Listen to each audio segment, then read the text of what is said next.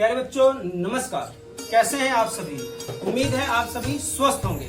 और सबसे पहले आप सभी को जो पास हो गए हैं, जो बहुत ही ज्यादा अच्छे परसेंट लाए हैं और जो 60% से ऊपर लाए हैं, उन सभी को तहे दिल से बधाई देता हूं। आप लोग बधाई के पात्र हैं क्योंकि आपने मेहनत किया है एंड आप सभी लोग पास हो गए हैं। चाहे आप 10वीं क्लास के छात्र हैं या 12वीं कक्षा के छात्र हैं, आप सभी को तहे दिल से बहुत बहुत बार बधाई, कॉन्ग्रेचुलेशंस। और ये बधाई इसलिए है कि आपने मेहनत की है।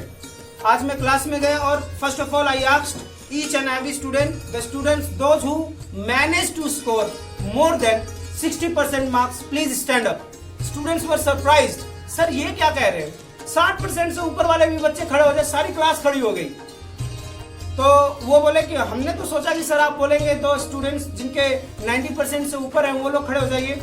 तो मैंने उनको ये सिखाया, ये चीज मैंने बच्चों को समझाई, ये चीज पेरेंट्स के लिए भी है और सभी लोग सुने। मैं क्या कहना चाहता हूं, I want to say that कि 60% से ऊपर जो भी मार्क्स हैं अच्छे मार्क्स हैं।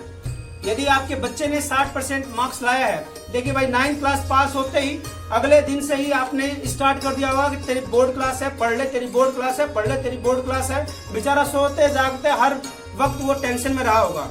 आज वो टेंशन मुक्त हुआ है, 60% से ऊपर, अरे मतलब पास हो गया। 60% तो आप छोड़िए, अगर पास भी हो गया उसको शाबाशी दीजिए, उसकी पीठ थपथपाइए और गले लगाइए अपने लाडले या लाडली को, क्योंकि उसने एक तो थ्रू आउट द ईयर एक प्रेशर झेला है। More over it was the period of corona time, corona का समय था। उस समय भी बच्चे ने जैसे तैसे मैनेज करके पढ़ा है और वो पास हो गया है। तो क्या इसमें देखिए परसेंटेज क्या है यार, परसेंटेज ये जो कागज की डिग्री है ना मेरे दोस्त, ये केवल आपको एक मतलब दरवाजे पे ले जाके छोड़ देगी। अब वहां पे आप कैसे जाएंगे, आप अपने अपने दम पे, अपने टैलेंट पे जाएंगे। कागज की डिग्रियां सभी के पास पड़ी होती हैं। बहुत जो लोग हैं, कम पढ़े लिखे लोग हैं, बड़ी बड़ी कंपनियां खोल देते हैं, और बहुत ज्यादा पढ़े हैं उन कम पढ़े लिखे लोगों की कंपनियों में काम करते हैं। तो कागज क्या है, ये जो डिग्रियां हैं, परसेंटेज है, ये केवल एक कागज है और इस पे आपके मार्क्स लिखे होते हैं। ये नहीं डिसाइड करेंगे कि आप कहां तक जाएंगे। डिसाइड क्या करेंगे, आपके टैलेंट डिसाइड करेंगे। डिसाइड क्या करेंगे, आपने नॉलेज कितना लिया, पढ़ते वक्त आपने चीजों को किस तरीके से सीखा है। मैं रीजनिंग पढ़ा रहा था, रीजनिंग क्या होता है, कंपटीशन एग्जाम्स में आते हैं और आजकल सभी स्कूल ही, चाहे कोई भी स्कूल हो, एनटीएससी, सैनिक स्कूल्स, एनडीए, डिफेंस, हर एक चीज में रीजनिंग जो पार्ट है वो जरूरी है। रीजनिंग पढ़ाने से पहले मैं बच्चों को ये बताता हूं कि रीजनिंग क्यों पढ़े। देखिए रीजनिंग केवल आप एक पैटर्न दे दिया और उस पैटर्न में से राइट ऑप्शन आपको फाइंड आउट करना, this is not the purpose to learn the reasoning. ये रीजनिंग जानने का तरीका नहीं है, ये रीजनिंग सीखने के लिए, ये चीज सीखने के लिए नहीं बताई जाती। और शायद मुझे नहीं लगता कि कोई भी टीचर, हो सकता है बताया हो, आई एम नॉट सेइंग कि भाई सारे टीचर ऐसे ही हैं, सारे टीचर्स नहीं बताते हैं। रीजनिंग इसलिए बताई जाती है कि ऑप्शन, अगर we have many options, A B C D E, बहुत सारे ऑप्शंस हैं। अगर ए वाला हमारा फिट नहीं बैठ रहा है, हमारे आंसर में ए वाला फिट नहीं बैठ रहा है तो बी वाले को देखिए, सी वाला नहीं फिट पड़ रहा है तो डी वाले को देखिए। तो कहने का मतलब यह है कि जिंदगी में मुश्किलात आएंगी, हमेशा जिंदगी में मुश्किलात आती जाएंगी। हमेशा ऑप्शन ए ही खुला नहीं रखना कि यार ये नहीं कर पाया ना तो गई मेरी जिंदगी। अभी अग्निवीर परीक्षा के लिए प्रोटेस्ट कर रहे थे बालक, बहुत बच्चों ने जहर खा लिया, बहुत बच्चों ने खुद को फांसी दे दी। क्यों फांसी दे दी? ये बड़े बड़े कोचिंग माफिया है भाई, क्यों इतना बड़ा प्रोटेस्ट करवाया तुमने? क्यों बच्चों को केवल उनका जो माइंड है ब्रेन वॉश कर दिया था? Why did you do this? क्यों किया आपने? क्योंकि आपका धंधा चलता था। क्यों नहीं बच्चों को बताया बेटा तेरा आर्मी में नहीं होगा, you have number of options, तुम्हारे पास बहुत सारे ऑप्शंस है, तुम देश की सेवा कर सकते हो। क्यों नहीं बताते हो? क्यों नहीं बताते हो कि भाई, उनको क्यों नहीं बताया कि भाई तुम आर्मी केवल यही एक सपना थोड़ा ना। आज बच्चों को बताने की जरूरत है कि एक ही सपना जिंदगी में पाल के ना जिए। बच्चों को फेल होना सिखाएं। फेल होना सीखेगा तभी सफल होना सीखेगा। जब बच्चा ये जानेगा कि फेल हो, जिंदगी में अगर फेलियर्स का सामना कर लेगा तो उसको कोई हरा ही नहीं सकता। खाली जिंदगी में आप उसको बताया जा रहे हैं, हाँ बेटा ए प्लस ग्रेड, ए प्लस ग्रेड, ए प्लस ग्रेड, ए प्लस ग्रेड ला के, और जिंदगी में किसी दिन बी प्लस ग्रेड आ गया तो क्या करेगा आपका बेटा? उस दिन that will be the biggest setback for your child, for your word. तो कभी भी बच्चा फेल हो जाए तो भी उसकी पीठ थपथता है, बेटा कोई बात नहीं, let's try again, bounce it back, दोबारा हम कोशिश करेंगे और दोबारा हम ट्राई करेंगे। तो बच्चों को फेल होने के लिए भी, अगर फेल हो रहा है तो जस्ट उनको नॉर्मलाइज करें, उनको मतलब इतना मत डांट दें और इतना मत उनको हतोत्साहित कर दें कि वो उनको लगे कि भाई मेरे पास ऑप्शन नहीं है। तो रीजनिंग इसलिए पढ़ाई जाती है कि if option A doesn't fit, अगर ऑप्शन ए सूट नहीं करता तो ये बी, सी और डी भी हैं, इनको भी देखिए। आप किसी काम के लिए गए, जिंदगी की जो उलझने हैं, जिंदगी की क्या है उलझने हैं, उनको सुलझाने में ये रीजनिंग आपकी सहायता करती है। आर्ट्स वाले स्टूडेंट कह रहे थे सर हमारे क्या काम की है, ये साइंस और मेडिकल नॉन मेडिकल, जिंदगी की उलझने तो सभी के लिए है। तो रीजनिंग का मतलब क्या है कि हम कैसे सेट करें, कैसे चीजों को सेट करें, कैसे चीजों को सोल्व करें कि हमारा सॉल्यूशन आ जाए। तो कभी भी हमेशा वी शुड नॉट हैव मतलब इतना भी फोकस ना हो जाए कि मेरा अगर आर्मी में सिलेक्शन नहीं हुआ तो मैं आत्महत्या ही कर लूंगा, यदि मेरा आईआईटी क्लियर नहीं हुआ तो गया मैं काम से, यदि मैं ये वाली गवर्नमेंट जॉब क्यों पागल बने हुए गवर्नमेंट जॉब के पीछे। गवर्नमेंट जॉब से केवल तुम अच्छा खा सकते हो, पी सकते हो, पहन सकते हो, और करप्शन करोगे तो पता नहीं क्या क्या कर सकते हो, मुझे नहीं मालूम। मेहनत करने वाला इंसान चाहे गवर्नमेंट जॉब करवा लो चाहे प्राइवेट जॉब करवा लो, हर जगह डंका बजाएगा और सफल होकर निकलेगा। तो गवर्नमेंट जॉब के पीछे भी इतना पागल मत हुए कि ये कि मैं 20 साल रगड़ेगा साला लेकिन गवर्नमेंट जॉब लेके दिखाएगा, इसकी क्या जरूरत है, इसकी कुछ जरूरत नहीं है। आपने ट्राई किया, you put your sincere efforts for 2, 3, 5 years, रखे आपने, नहीं मिली कोई बात नहीं, इतना लोड लेने की दिमाग में जरूरत नहीं है, एक ही तो जिंदगी है, इतना सारा लोड ले लोगे तो जाओगे कहां पे। तो मैं केवल ये कहना चाहता हूं, खुल के जियो, हैव मैनी ऑप्शंस।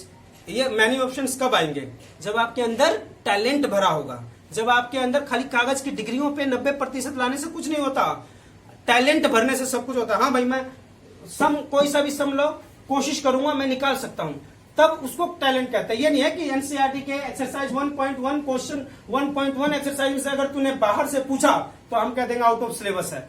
तो इस प्रकार के अगर हम एटीट्यूड रखेंगे, इस प्रकार की मानसिकता रखेंगे तो नहीं सफल होंगे। पेरेंट्स प्लीज टेक इट, बहुत ध्यान से आप लोग सुनिए कि बच्चों को हमेशा अच्छे काम के लिए मोटिवेट कीजिए। अरे 1-2% कम आ गया तो क्या करना यार, शर्मा जी का बेटा 95% लाया, 99% लाया, और आपका बेटा 90% लाया, तो कौन सी आग लगी किसी के घर में, कुछ नहीं होता। Nobody is going to ask कि शर्मा जी के कितने और तुम्हारे बच्चे के कितने परसेंटेज आए। परसेंटेज से आपकी सोशल वैल्यू, सोशल रिस्पॉन्सिबिलिटी और सोशल क्या कहते हैं स्टेटस सेट नहीं होता। बच्चे के परसेंटेज से तुम्हारे सोशल स्टेटस का क्या लेना देना यार, तुम्हारा सोशल स्टेटस तो तुम्हारा खान पान, रहन सहन और बाकी सारी चीजें हैं। बच्चे के परसेंटेज से आपका कभी भी सोशल स्टेटस नहीं सेट होता।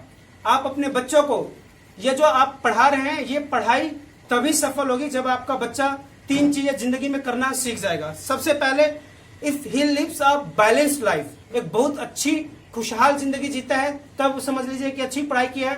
सामने वाले से कैसे बात करता है, सामने वाले से किस तरीके से बोलता है, सामने वाले को कितनी इज्जत देता है, तब समझ लीजिए कि बहुत अच्छे से पढ़ाई किया है। और तीसरी चीज ये है, जिंदगी में सेटबैक है, जिंदगी में फेलियर है, तो उसको मैनेज कैसे करता है, तब आप समझना कि उसने अच्छी पढ़ाई की है और किसी भी चीज को हैंडल कर सकता है, किसी भी प्रेशर को, वो किसी भी प्रेशर से बाहर निकल सकता है। तो ये होती है जिंदगी में सफल होने के लिए और पढ़ाई का महत्व। पढ़ाई का महत्व केवल 99% और हल्ला करने से नहीं आता, अपने लिए दोनों ही बराबर है, चाहे 60% लाओ चाहे इसका उल्टा लाओ 90%, दोनों ही बराबर है। अपने लिए मैटर ये करता है कि आप टैलेंटेड कितने हैं, आपका बिहेवियर स्किल्स क्या है, आपकी कम्युनिकेशन स्किल्स क्या है। तो make your children, make your ward son daughter to focus on these things. और स्कूल्स को भी यही मैसेज देना चाहूंगा कि बच्चों के टैलेंट को पहचाने, उसके ऊपर काम करें, उनको परसेंटेज की मशीन ना बनाए। उनको बोले कि बेटा किसके लिए पढ़िए, आप अपने नॉलेज के लिए पढ़िए। यदि आप अपने नॉलेज के लिए पढ़ेंगे तो परसेंटेज तो चिपक के आएंगे तुम्हारे शरीर में। हर एक बात समझ में, तो परसेंटेज कभी भी परसेंटेज के लिए पढ़ेंगे तो मार्क्स नहीं आएंगे, नॉलेज के लिए पढ़ेंगे तभी मार्क्स आएंगे। तो प्यारे पेरेंट्स, आप सभी से हाथ जोड़कर विनती है, कंपेयर मत कीजिए, बच्चों को स्ट्रेस मत दीजिए। अगर किसी चीज में कंपार्टमेंट आ भी गई है तो नेवर माइंड, बोले बेटा मेहनत करो, इसमें पास हो जाना है, और 60% आए हैं तो भी कोई बात नहीं है। Nobody is going to ask कि तुम्हारे शादी में कोई या परसेंटेज देख के साथ शादी थोड़ी ना करेगा। उन्हें गवर्नमेंट जॉब देनी है तो कोई ये थोड़ा बोला भाई आ जाओ 95% आ जाओ खाली है, ये बड़ी बड़ी कुर्सियां लगा रखी है तुम्हारे लिए लगा रखी है, इसके लिए थोड़ी ना बोलेगा। यदि किसी को गवर्नमेंट जॉब देनी है तो स्पेशल वो उनका क्या होता है, एग्जाम पैटर्न होता है, वो एग्जाम पैटर्न आप क्लियर करेंगे तब आपको गवर्नमेंट जॉब मिलेगी। वहां पे कौन बैठ सकता है, 60% वाला भी बैठेगा और 99% 100% वाला भी बैठेगा। जिसमें टैलेंट होगा, जो दमदार बंदा होगा वो उसको क्लियर करेगा और वही वहां से एक सीट अपना लेगा और गवर्नमेंट जॉब निश्चित करेगा। मोर ओवर गवर्नमेंट जॉब के पीछे पढ़ना ही क्यों है, आप ऐसे स्किल्ड बनिए, टैलेंट बनिए कि आप जॉब देने वाले बने। हमेशा नौकरी ही क्यों करेंगे, नौकरी देने वाले बनिए। आगे बात समझ में? तो इन्हीं बातों के साथ अपनी वाणी को विराम दूंगा और सभी पेरेंट्स से फिर से पुनः निवेदन करूंगा कि प्लीज प्लीज प्लीज बच्चों को ज्यादा आप मतलब फोर्स मत कीजिए कि भाई तेरे को इतने परसेंटेज लाने हैं। नो, आपका बच्चा अगर फॉर एग्जांपल 100 में से आज 60% पे है, बोलो कोई टेंशन नहीं लेना, बच्चा 65% लाओ, 65% ला दिया, सेट अनदर टारगेट 70% पे जाइए। धीरे धीरे धीरे इस तरीके से यदि आप अपने बच्चों का लालन पोषण करते हैं, definitely they will respect you, they will love you, और मोर ओवर उनकी प्रोग्रेस जो रहेगी वो भी हाई रहेगी। 60% पे आपका बच्चा, 70% पे बच्चा है और पड़ोस वाले के 99% है, भगवान से ज्यादा आधी चर्चा उसी की बच्चे की करते रहते हो। 99% बच्चा वैसे ही फ्रस्ट्रेशन है, वैसे उसका जो कॉन्फिडेंस लेवल है वो लो रहेगा, तो कैसे वो पढ़ेगा। खुशनुमा माहौल बनाइए, बढ़िया माहौल बनाइए और बच्चों को पढ़ने के लिए मोटिवेट करते रहिए। तो इसी उम्मीद का, तो all the very best my dear students. आप सभी का प्रेम यूं ही बरकरार रहेगा और जो बातें कहता हूं मुझे उम्मीद है आप सभी को समझ में आ रही होगी। यदि समझ में आएगी तो don't forget to write in the comment box. Till then take care, खुश रहिए, नमस्कार।